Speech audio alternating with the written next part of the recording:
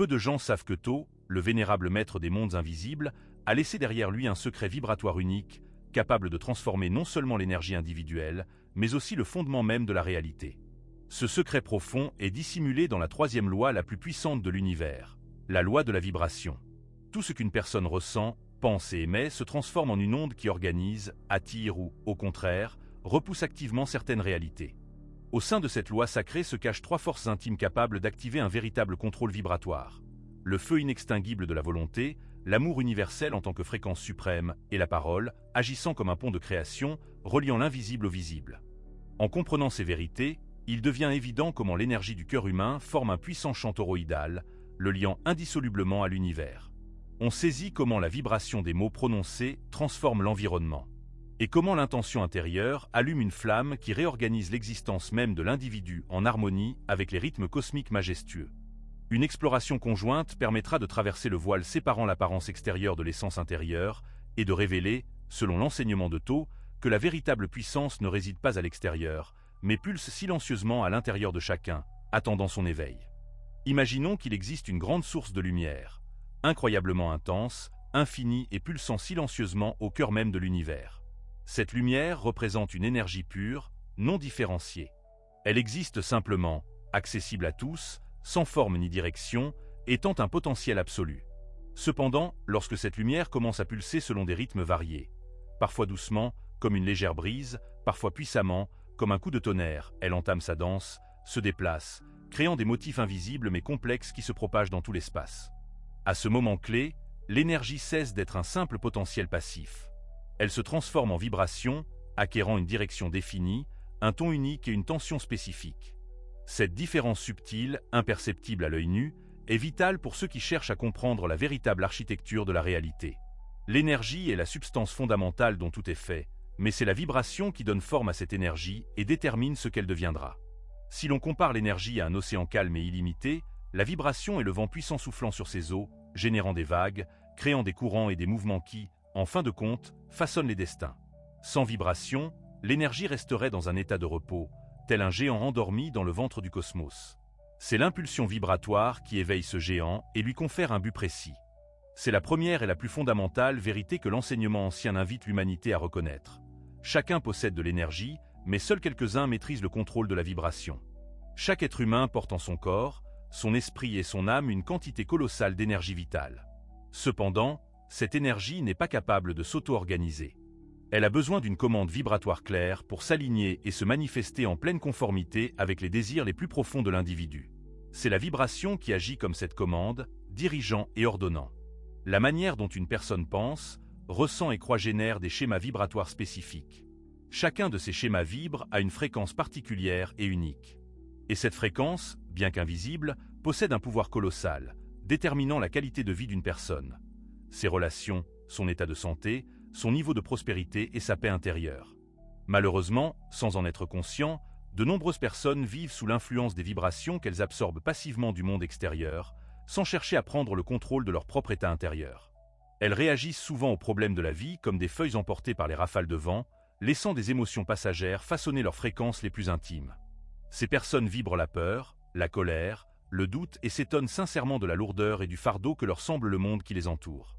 Cependant, la sagesse ancienne, traversant les âges, murmure. La vibration n'est pas ce qui arrive à une personne de l'extérieur. C'est ce qu'elle choisit consciemment à chaque nouvelle inspiration. C'est là la différence fondamentale entre un véritable alchimiste vibratoire et celui qui vit en pilote automatique.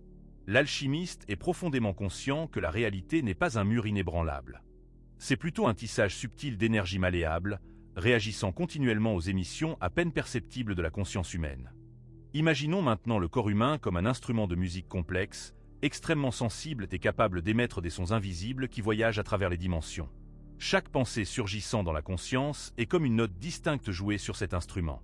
Chaque émotion est une mélodie entière qui résonne bien au-delà de ce que les sens ordinaires peuvent percevoir. Si une personne est plongée dans la tristesse, elle jouera des accords tristes. Si elle est remplie d'espoir, elle commencera à vibrer des chants de lumière. La vibration est un langage silencieux qui dit à l'univers qui l'on est vraiment, même sans un seul mot prononcé. Et c'est pourquoi la compréhension de la différence entre l'énergie et la vibration possède un pouvoir si transformateur. L'énergie est la matière première que chacun reçoit à la naissance.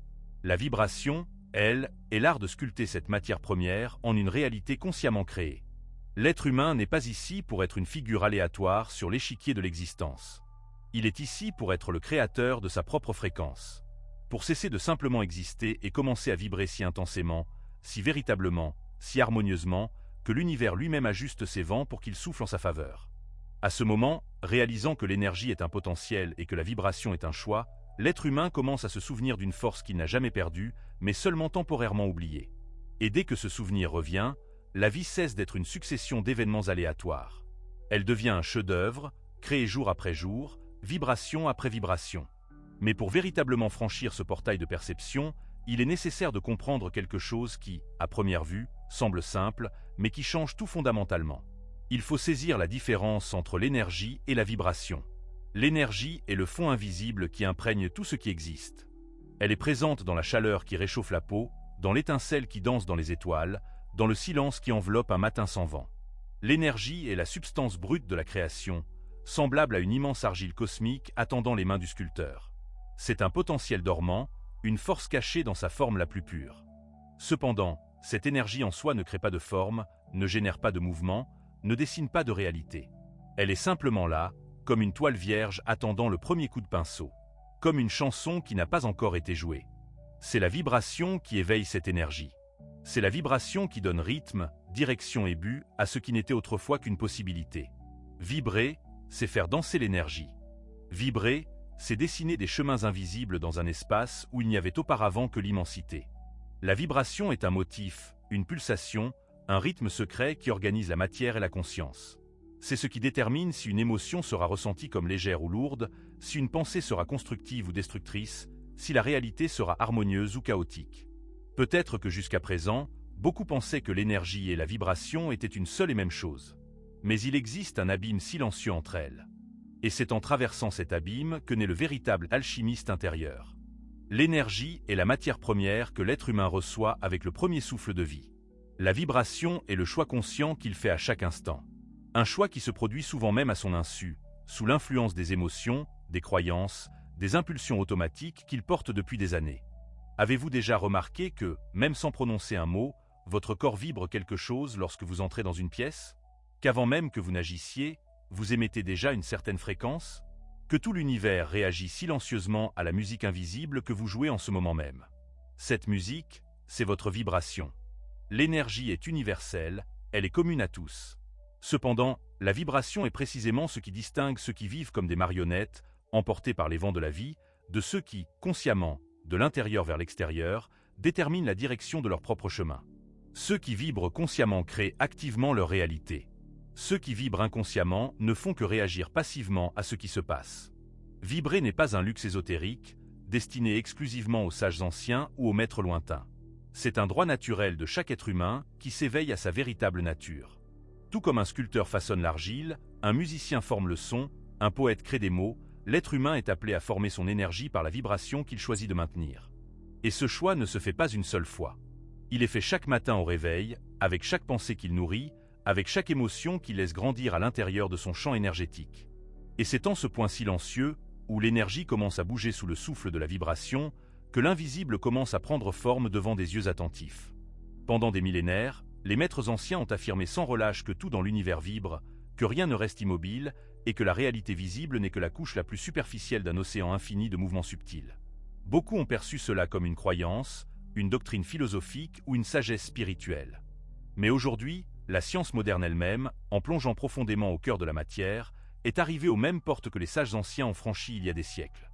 Lorsque les scientifiques ont décidé d'explorer la nature ultime de la réalité, ils se sont immergés dans un monde qui dépasse de loin la logique ordinaire. Les particules qui composent tout ce que nous voyons, tout ce que nous touchons, tout ce que nous considérons comme solide, ont démontré un comportement étonnant et paradoxal. L'expérience des fentes de Jung, l'une des découvertes les plus emblématiques de la physique quantique, a révélé un secret si profond qu'il défie encore notre compréhension la plus fondamentale de ce qu'est le monde. Lorsque des électrons ont été projetés vers une barrière percée de deux petites fentes, quelque chose d'extraordinaire s'est produit.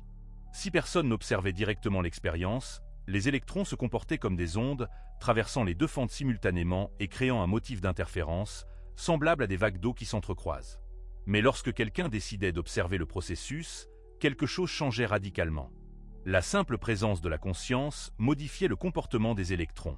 Ils cessaient de se comporter comme des ondes et commençaient à se comporter comme des particules, ne traversant qu'une seule fente, comme s'ils savaient qu'ils étaient observés. Ce simple changement a révélé quelque chose que les anciens savaient déjà dans le silence de leur méditation. L'observateur influence l'observé. La conscience, l'acte même de perception, façonne directement le comportement de la matière.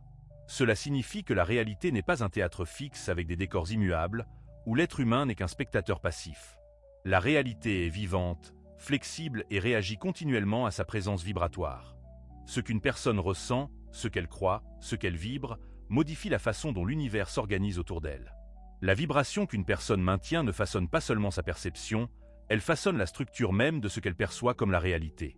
C'est comme si l'univers était une toile vierge et que chaque émotion, chaque pensée, chaque fréquence émanant de l'être humain était un pinceau invisible qui dessine inlassablement les contours de son monde personnel.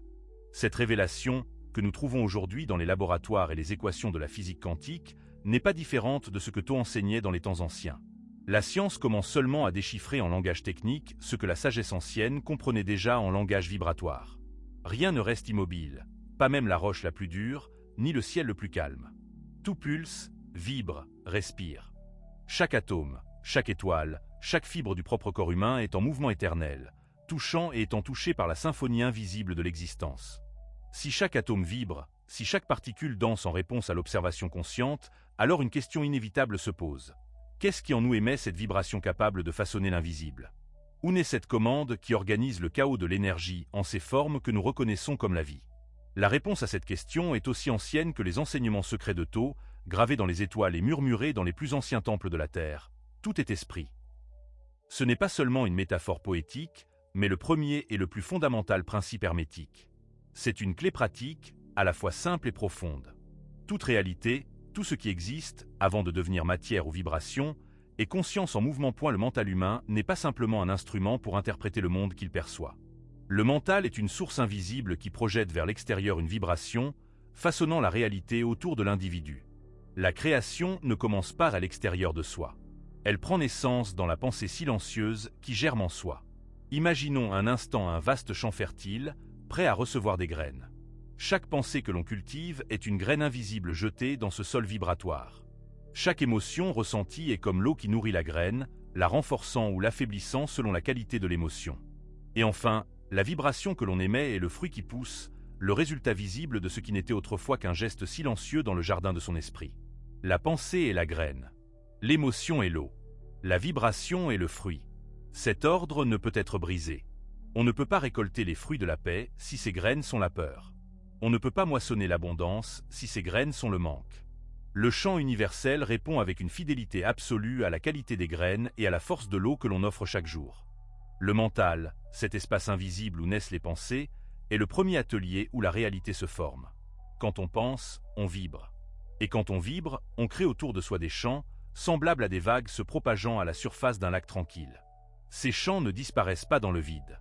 Ils s'entrelacent avec d'autres champs, interagissent avec d'autres vibrations et, peu à peu, organisent les expériences, les personnes et les situations qui se présentent sur son chemin. Tout commence là où personne ne peut voir. Tout commence à l'intérieur. On peut regarder son monde extérieur aujourd'hui et le voir comme un miroir. Chaque rencontre, chaque défi, chaque opportunité, chaque synchronicité est le reflet vibratoire du jardin que l'on a silencieusement cultivé dans son esprit et son cœur.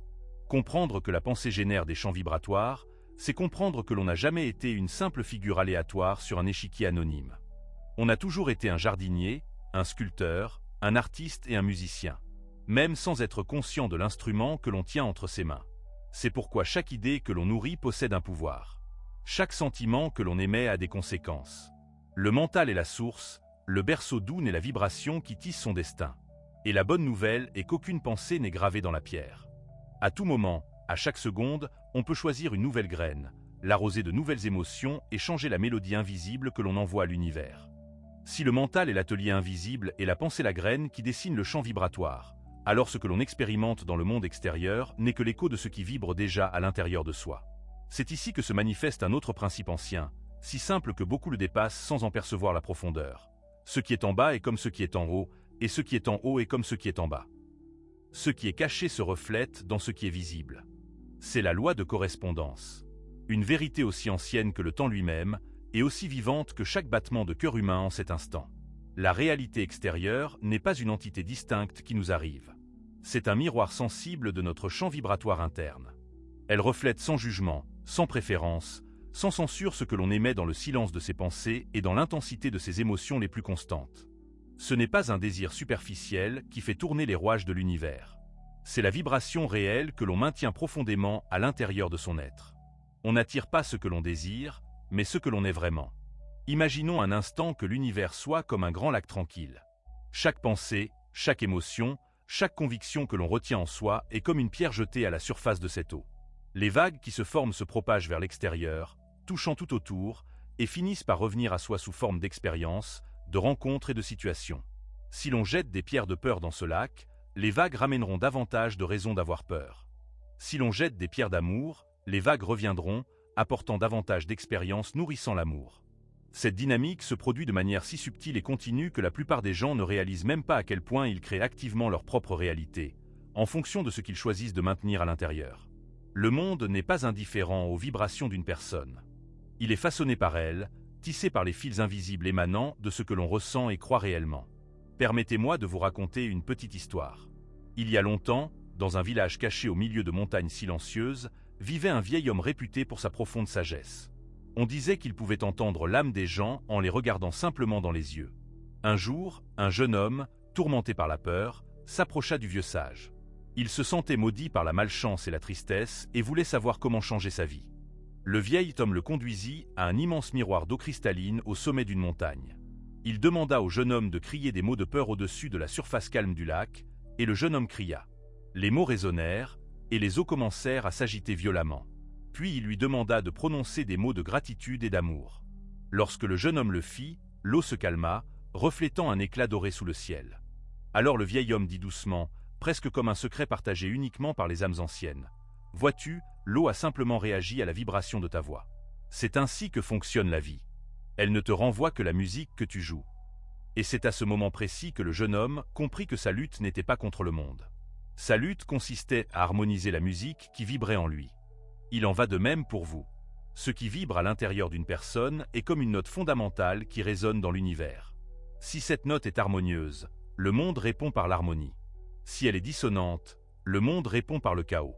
Cela ne se produit pas par punition, ni par jugement, mais parce que la réalité est simplement un miroir vivant de ce qui pulse dans l'âme d'une personne. C'est la résonance de l'âme, une danse invisible qui relie ce que l'on ressent à ce que l'on vit. Et plus on s'aligne profondément avec la fréquence de ce que l'on désire être, plus l'univers commence silencieusement à réécrire le paysage qui nous entoure, façonnant des chemins qui semblaient autrefois inaccessibles, ouvrant des portes dont on ne soupçonnait même pas l'existence. Car en fin de compte, la vie ne donne pas à l'être humain ce qu'il demande. Elle lui donne le reflet de ce qu'il vibre de tout son être. Si la vie réagit à la vibration qui pulse en nous, alors une nouvelle question surgit silencieusement à l'horizon de la conscience. Comment cette vibration façonne-t-elle exactement ce que nous voyons, touchons et expérimentons? Comment l'énergie, invisible à l'œil, s'organise-t-elle en des formes si complexes, si belles, si parfaitement alignées? Pour trouver cette réponse, il faut se pencher sur quelque chose que peu de gens connaissent, mais qui détient l'un des plus anciens secrets de l'univers, la cymatique. La cymatique est l'étude du son visible, un domaine de connaissance où ce qui n'était autrefois qu'une vibration devient une forme visible sous nos yeux. Dans des expériences simples, de fines particules, comme du sable ou de la poudre, sont placées sur une plaque métallique.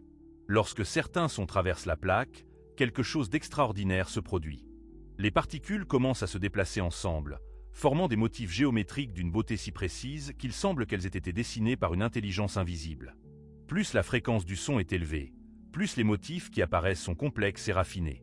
Ce qui n'était autrefois qu'une poignée de grains dispersés devient un mandala vivant, une signature sacrée créée uniquement par l'action du son sur la matière. Cette révélation change tout. Elle prouve avec la simplicité de l'expérience que la vibration sonore n'influence pas seulement la matière, elle l'organise activement. Elle lui donne forme, crée une structure, traduit l'invisible en visible. Lorsque l'on regarde une fleur, le motif d'un coquillage, la spirale d'une galaxie, la précision des cellules de son propre corps, on voit l'empreinte de la vibration gravée dans la création. Et les anciens le savaient bien avant que la science moderne ne puisse traduire ces découvertes en mots. Les temples qui défient encore le temps, les pyramides s'élevant comme des gardiens silencieux dans le désert, les mandalas minutieusement dessinés à la main lors de cérémonies sacrées, n'ont pas été créés par hasard. Ils sont des expressions conscientes du langage de la vibration. Chaque pierre placée à sa position exacte. Chaque ligne tracée avec un but précis. Chaque angle, chaque proportion, chaque mesure, obéissant à des principes qui reproduisent l'harmonisation de l'univers. Ce n'était pas seulement de l'architecture. C'était de l'alchimie vibratoire. Ces anciennes structures, harmonisées avec des fréquences spécifiques, servaient de pont entre les mondes. Des ponts entre la densité de la matière et la légèreté de l'esprit. Lorsque l'on entre dans un temple sacré, même sans comprendre intellectuellement pourquoi, son corps le ressent, ses cellules le reconnaissent, son champ vibratoire s'ajuste. Parce que l'on entre dans un espace où la matière a été alignée avec la musique secrète de l'univers. La vibration forme, la vibration ordonne, la vibration crée. Et quand on comprend cela, on réalise que sa propre vie est une construction vibratoire en constante formation. Chaque mot que l'on prononce, chaque sentiment que l'on émet, chaque pensée que l'on entretient, sont comme un son lancé sur la plaque invisible de l'univers, dessinant des motifs, créant des formes, projetant l'invisible qui deviendra un jour visible. Tout comme les particules de sable dansent et se rassemblent sous la commande du son, la matière de la vie d'une personne se meut en réponse à la musique silencieuse qu'elle émet à chaque instant. La vibration n'est pas seulement une force. C'est un langage vivant. Celui qui écrit des histoires dans le tissu de la réalité. Et l'histoire d'une personne est en train de s'écrire en ce moment même. Si la vibration organise la matière, et si nos pensées et nos sentiments sont les sons invisibles qui façonnent le design de la réalité, alors la prochaine étape est de comprendre que l'on porte en soi un instrument de création encore plus puissant que ce que l'on réalise. Son propre corps est cet instrument. Chaque émotion ressentie est comme une note résonnant à travers la structure subtile de son existence. La joie vibre des notes hautes, légères, cristallines, comme le chant du vent jouant à travers les feuilles à l'aube. La tristesse profonde résonne des tons plus bas, plus lourds, comme le son du tonnerre résonnant dans une vallée vide. La peur, cette vieille connaissance de l'humanité, vibre à des fréquences basses et denses, contractant le champ énergétique d'une personne, fermant des portes invisibles qui étaient autrefois ouvertes. L'amour, au contraire, dilate, illumine, fait vibrer son chant dans une symphonie de tons qui s'entrelacent avec l'harmonie naturelle de l'univers. Chaque émotion est une fréquence vivante. Une vague qui non seulement circule à l'intérieur de la personne, mais se propage au-delà de son corps physique, touchant tout ce qui se trouve sur son chemin. Lorsque l'on ressent une émotion véritable, elle vibre dans chaque cellule, dans chaque atome qui compose son être. Ce n'est pas quelque chose qui se produit seulement dans son esprit ou seulement dans son cœur. C'est un orchestre silencieux où chaque partie de son corps répond, où chaque inspiration devient une inspiration de création, où chaque battement de cœur devient un tambour appelant les réalités à se rapprocher de soi. C'est pourquoi prendre soin de ses émotions est bien plus que la recherche d'un bien-être éphémère. Prendre soin de ses émotions, c'est en réalité accorder l'instrument de l'âme humaine. Un violon désaccordé peut toujours produire un son, mais il ne créera jamais une mélodie qui inspire. De même, une âme alourdie par des émotions déformées émet des vibrations désaccordées qui déroutent, retardent et obscurcissent la manifestation de ce qu'elle désire vraiment. Lorsque l'on se consacre à l'harmonisation de ses émotions, on purifie en fait les cordes de son instrument intérieur, permettant à la musique de sa vie de sonner purement, véridiquement, puissamment. Imaginez un instant son champ énergétique comme une harpe dorée, invisible, tendue autour de soi.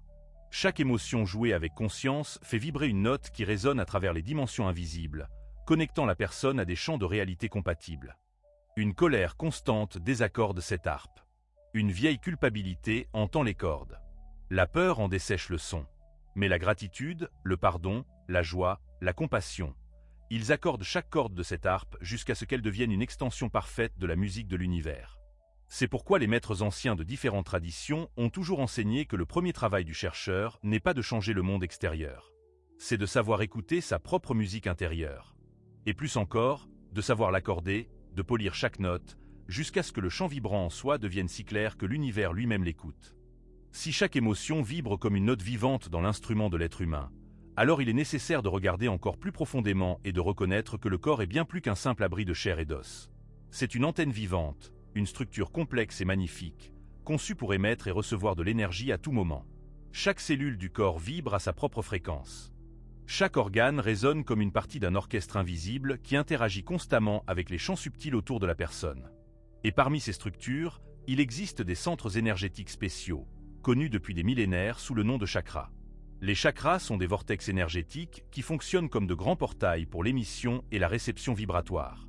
Ils captent les fréquences subtiles de l'environnement, métabolisent cette information énergétique et redistribuent ce flux à travers les systèmes physiques, émotionnels, mentaux et spirituels de la personne.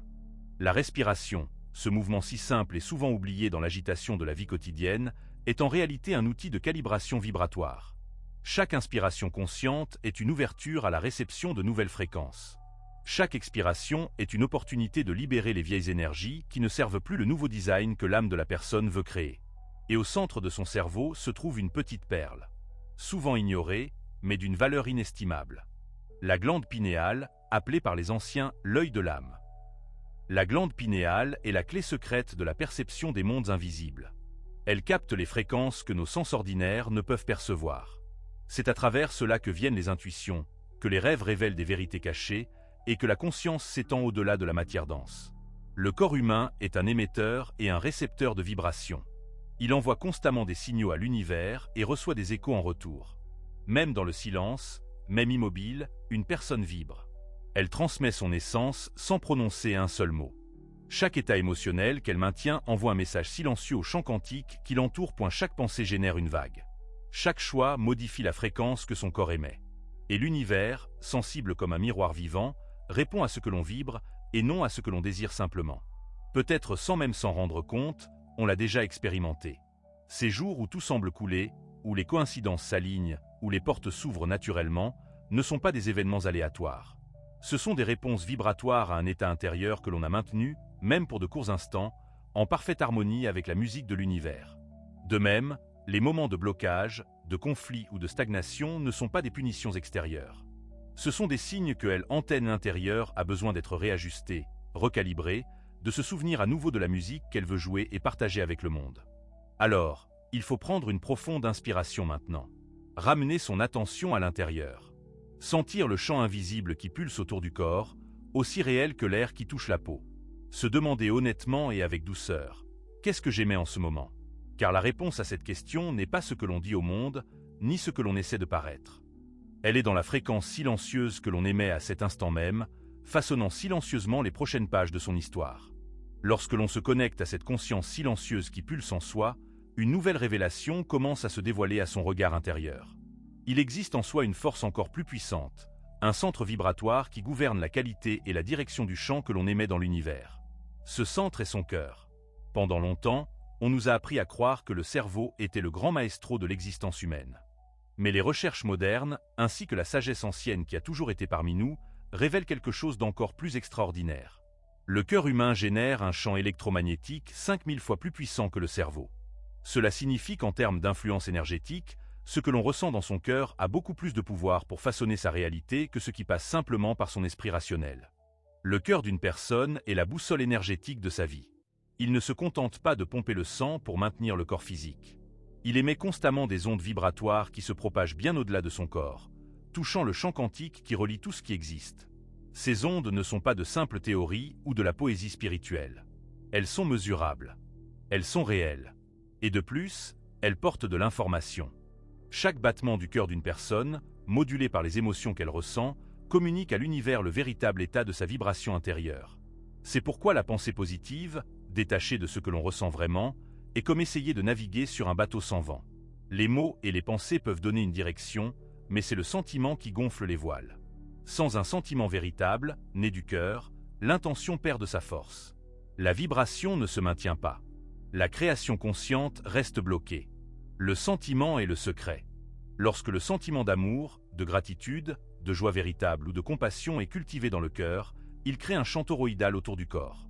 Un champ spiralé continu qui s'étend sur des mètres au-delà de la peau, touchant tout ce qui se trouve à proximité, traversant les murs invisibles et connectant la personne au grand tissu vibratoire de l'univers. Le champ toroïdal du cœur est comme un soleil personnel que chaque être humain porte en soi. Il émet, reçoit, se régénère à partir de la fréquence que l'on choisit de maintenir.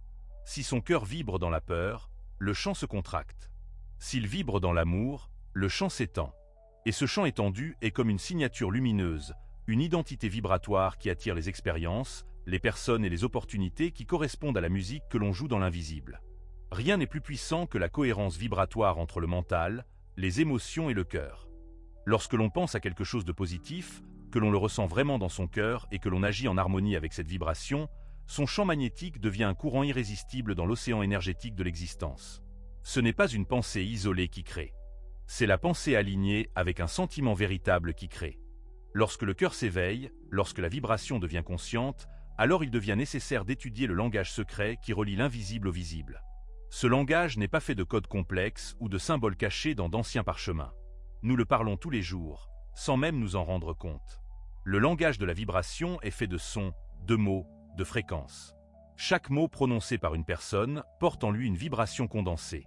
Plus qu'un simple son articulé, chaque mot est une force vivante, une fréquence qui se propage dans l'espace et imprègne le champ environnant. Lorsque l'on prononce des mots d'amour, d'espoir, de gratitude, ces fréquences s'étendent, comme des vagues lumineuses sur la surface tranquille d'un lac. Lorsque l'on prononce des mots de colère, de jugement ou de désespoir, ce que l'on projette, ce sont des ondes denses qui pèsent non seulement sur l'environnement, mais aussi sur sa propre structure vibratoire. C'est pourquoi les mantras, les affirmations et les prières sont bien plus que des rituels religieux ou des pratiques culturelles. Ce sont des technologies vibratoires. Ce sont des clés anciennes qui modulent la fréquence du mental, du corps et du champ subtil. La répétition d'un mantra n'est pas seulement la prononciation de mots. C'est la vibration d'une intention. C'est le dessin par le son de motifs invisibles qui réorganise la conscience. Le mot est un pont entre les mondes. Il relie le plan de l'intention silencieuse au plan de la manifestation visible. C'est pourquoi les anciens ont toujours vénéré le pouvoir du son. Ils savaient que la création d'une réalité harmonieuse commence par l'harmonie des mots. Chaque son prononcé consciemment est comme une graine vibratoire plantée dans le sol de l'univers. C'est par le mot que l'on donne forme aux intentions nées dans le cœur. Et comprendre cela change la façon dont on parle, dont on prie, dont on chante, dont on murmure ses vérités les plus intimes au tissu du cosmos. Mais même en sachant cela, nous portons encore souvent des vibrations lourdes à certains moments de la vie. Des émotions denses qui s'accumulent silencieusement dans le corps et l'âme. Et c'est là que commence la grande alchimie intérieure. Tout ce qui est dense peut être transmuté. Aucune émotion difficile n'est permanente. Aucun état d'être n'est définitif. La vibration est mouvement. Et le mouvement peut être dirigé avec conscience. Pour commencer cette transmutation, il existe une pratique simple mais puissante, l'ancrage émotionnel positif. Il faut fermer les yeux et se souvenir d'un moment de sa vie où l'on a ressenti une paix profonde, un amour profond, une force profonde. Revivre ce souvenir non pas comme une image lointaine, mais comme si cela se produisait en ce moment même. Le ressentir dans son corps, dans ses cellules, dans son cœur. Ce sentiment est un ancrage vibratoire. Chaque fois que l'on se tourne vers ce souvenir, on déplace la fréquence de son champ. Une autre pratique accessible est la respiration consciente. Respirer profondément et lentement est bien plus qu'un simple acte physique. C'est un acte vibratoire. Chaque inspiration consciente purifie, réaligne et réorganise les schémas énergétiques du corps humain. Certaines traditions anciennes enseignent que 3 respirations conscientes peuvent changer complètement l'état vibratoire d'une personne. La visualisation d'états de haute fréquence est une autre voie de transmutation. Il faut s'imaginer enveloppé d'une lumière dorée. Imaginez son corps se remplir de cette lumière jusqu'à ce que chaque cellule vibre en parfaite harmonie. Imaginez son champ énergétique s'étendre, touchant l'horizon. L'univers répond aux images intérieures que l'on maintient avec une émotion véritable. Et enfin, l'alignement entre le corps, le mental et le cœur. Lorsque l'on prend soin de son corps avec amour, lorsque l'on cultive des pensées alignées avec ce que l'on veut vivre, et lorsque l'on ressent véritablement ses intentions dans son cœur, on crée un faisceau de lumière si cohérent que la vibration dense ne trouve tout simplement pas de place pour demeurer. C'est l'art de la transmutation vibratoire. Il ne s'agit pas de lutter contre les émotions difficiles ou de nier ce que l'on ressent.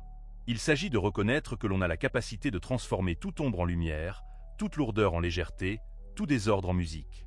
Le véritable alchimiste n'est pas celui qui fuit la densité, mais celui qui apprend à danser avec elle jusqu'à ce qu'elle se dissolve, transformant le plomb en or à l'intérieur de son être. Et cette danse commence maintenant dans la subtilité de ce que l'on choisit de ressentir, de respirer, de se souvenir et de vibrer. Lorsque l'on commence à transmuter ses émotions, à élever sa vibration, à respirer et à visualiser de nouveaux états d'être, quelque chose de magique commence à se produire. On sent une différence dans l'air, dans les situations qui se présentent, dans la façon dont la vie semble répondre plus fluidement et harmonieusement. Mais ensuite, certains jours, sans prévenir, on remarque que quelque chose ne va pas. Comme si l'on était revenu à d'anciens schémas, comme si cette haute vibration que l'on avait atteinte s'était silencieusement échappée entre les doigts. C'est normal au début. La conscience vibratoire est comme un muscle récemment éveillé après des années de sommeil. Elle a besoin d'être renforcée, entraînée, soignée avec tendresse et persévérance. Vibrer haut un jour et se perdre dans le chaos le lendemain fait partie du processus de recalibration interne. Ce n'est pas un signe d'échec. C'est une invitation à la maturation de sa fréquence. La clé est la persistance vibratoire. Les fréquences stables, celles qui tiennent fermement face au vent des circonstances, ne proviennent pas d'un seul moment d'inspiration. Elles se construisent par une pratique quotidienne, tout comme on cultive un jardin dans un sol qui doit être renouvelé chaque jour. La persistance vibratoire n'est pas de la rigidité. Ce n'est pas se forcer à être heureux tout le temps. C'est choisir, avec amour et patience, de revenir au centre chaque fois que l'on remarque que l'on s'est égaré. C'est apprendre à écouter son propre chant, à sentir quand la harpe de son âme se désaccorde et à la réaccorder doucement. C'est exactement comme frapper un tambour sacré. L'important n'est pas de ne jamais perdre le rythme. L'important est que, en remarquant l'erreur, on retrouve le rythme et on continue d'avancer. Chaque inspiration consciente, chaque pensée réalignée, chaque émotion guérie est une nouvelle note ajoutée à la musique de son existence. Avec le temps, ce qui semblait autrefois un effort constant devient un état naturel. On commence à vibrer l'amour, la gratitude, la force intérieure non pas parce qu'on se force, mais parce qu'on est devenu la musique que l'on a appris à jouer avec constance. Mais pour maintenir cette nouvelle fréquence vivante et stable, il faut aussi être vigilant face aux pièges silencieux qui guettent sur tout chemin vibratoire. Il existe des forces invisibles qui, si elles ne sont pas reconnues, épuisent lentement l'énergie que l'on construit si assidûment. Les distractions quotidiennes, celles qui fragmentent l'attention et dispersent la présence, sont comme de petites coupures dans le tissu de son champ vibratoire. Chaque notification inutile, chaque excès d'information sans but, chaque moment où l'on se perd dans le bruit extérieur, est une petite fuite d'énergie vitale. Les plaintes, si courantes et socialement acceptables, sont encore plus dangereuses. Chaque plainte, même silencieuse, est une affirmation vibratoire que quelque chose ne va pas. Et cette affirmation renforce précisément ce que l'on ne veut pas étendre. Les jugements, qu'ils soient subtils ou manifestes, déchirent également le tissu de son champ. Juger, c'est vibrer la séparation. Et la séparation perturbe la musique de l'unité que l'on essaie de maintenir. Et les nouvelles négatives, qui inondent les sens de peur, de conflit et de désespoir, agissent comme un poison silencieux, abaissant la fréquence de son champ jusqu'à ce que l'on se sente insignifiant face à l'immensité de la vie. Protéger son champ vibratoire ne signifie pas s'isoler du monde. Il ne s'agit pas de fermer les yeux sur ce qui se passe. Il s'agit d'apprendre à choisir sagement ce que l'on admet dans son espace sacré. C'est savoir quand débrancher l'excès de stimuli. C'est remarquer quand une conversation ou un environnement épuise sa lumière. C'est se donner le droit de défendre son énergie, comme on protégerait une flamme fragile au milieu d'une tempête. La vibration d'une personne est son plus grand trésor. Son champ énergétique est le pont invisible entre qui elle est et ce qu'elle expérimentera. Et à chaque choix que l'on fait, consciemment ou inconsciemment, on renforce ce pont ou on le laisse s'affaiblir. Maintenant que cette connaissance est acquise, on commence à comprendre que l'art de la haute vibration n'est pas seulement ce que l'on fait consciemment. C'est aussi ce que l'on apprend à ne pas admettre dans son espace le plus sacré. L'énergie que l'on conserve est la graine de la réalité que l'on plante. Et, en protégeant son énergie, en choisissant consciemment avec quoi l'on se permet de vibrer et de se connecter, quelque chose d'encore plus subtil commence à se produire. On commence à entendre ce qui n'était autrefois qu'un murmure lointain. La grande musique de l'univers. L'univers n'est pas une scène aléatoire où tout se produit par hasard. C'est un orchestre vivant, gouverné par des cycles invisibles, des flux d'énergie, des mouvements cosmiques qui jouent une symphonie éternelle depuis le début des temps. Il y a une danse entre les étoiles, entre les marées, entre les saisons, entre le lever et le coucher du soleil. Et cette danse n'est pas séparée de l'être humain. Elle pulse aussi dans son sang, dans le rythme de son cœur, dans le battement de sa respiration. S'accorder à la vibration de l'univers, c'est apprendre à écouter cette musique. C'est reconnaître qu'il y a des moments pour planter et des moments pour récolter, des moments pour avancer et des moments pour se reposer, des moments pour parler et des moments pour simplement écouter. La nature comprend cette danse. Les arbres n'essaient pas de fleurir en hiver. Les rivières ne luttent pas contre les rochers. Elles les contournent simplement, dansant avec les obstacles jusqu'à atteindre l'océan. Il en va de même pour la vie humaine. Lorsque l'on respecte les flux naturels, lorsque l'on agit au bon moment en accord avec le grand rythme, tout semble couler plus facilement. Les portes s'ouvrent sans effort. Les réponses arrivent avant même que l'on ne pose la question. Mais lorsque l'on lutte contre les flux, en essayant de forcer les résultats, en essayant d'imposer sa volonté pendant un temps de retraite, on ressent la lourdeur, la frustration, la résistance. S'accorder à la danse cosmique est un acte de sagesse et d'humilité. C'est comprendre que sa vibration n'a pas besoin de se frayer un chemin forcé à travers l'univers. Elle a simplement besoin de s'harmoniser avec le chemin déjà tissé par le grand rythme de l'existence. Lorsque la vibration d'une personne danse avec le tout, l'univers danse avec elle. Et c'est dans cet état d'alignement profond que les véritables clés de l'alchimie vibratoire commencent à révéler leur pouvoir. La première clé est le feu. Le feu est la volonté. La force silencieuse qui brûle à l'intérieur de l'être humain. Une flamme intérieure qui pousse son être à continuer d'avancer même à travers les difficultés. Le feu est l'impulsion créatrice. Le désir authentique de vivre avec un but, d'être plus qu'un simple spectateur, d'être un co-créateur conscient de sa propre histoire. Sans le feu, il n'y a pas de mouvement. Sans une volonté véritable, la vibration devient fragile et dispersée. Le feu est ce qui soutient l'intention jusqu'à sa manifestation. La deuxième clé est l'amour. L'amour est la fréquence la plus élevée que l'être humain puisse atteindre. Non pas l'amour romantique, conditionné par les attentes humaines, mais l'amour pur, né de la reconnaissance que tout fait partie du tissu vivant. L'amour est acceptation, unité, expansion. Lorsque le cœur vibre d'un amour véritable, le champ s'étend avec une telle puissance que tout autour se réorganise pour refléter cette lumière. L'amour n'est pas seulement un sentiment élevé. C'est le langage vibratoire même de l'univers. La troisième clé est la parole. La parole est l'expression consciente du feu et de l'amour sous forme de discours, de sons, d'intentions verbalisées. C'est lorsque le feu de la volonté et la lumière de l'amour se condensent en fréquences claires, capables de traverser les mondes invisibles et de toucher la matière. Chaque mot prononcé avec conscience est un commandement vibratoire. Chaque son émis avec une intention véritable est un ordre énergétique qui façonne la réalité invisible autour de l'individu. Avec ces trois clés, le feu de la volonté, l'amour du cœur et la parole consciente, l'être humain ne se contente pas de comprendre la loi, il incarne la vibration du Créateur. Il devient à la fois l'instrument et le musicien, l'harpe et le harpiste, la danse et le danseur. À ce moment, la vibration cesse d'être un simple objectif lointain ou un sujet d'effort constant vers lequel on tend. Elle se transforme, devenant une partie intégrante de son être, son essence véritable. Ce n'est pas seulement une action, mais un état d'être profond, où la mélodie intérieure d'une personne résonne si purement et harmonieusement que l'univers lui-même reconnaît silencieusement cette musique unique, y répondant avec une précision et un alignement absolu.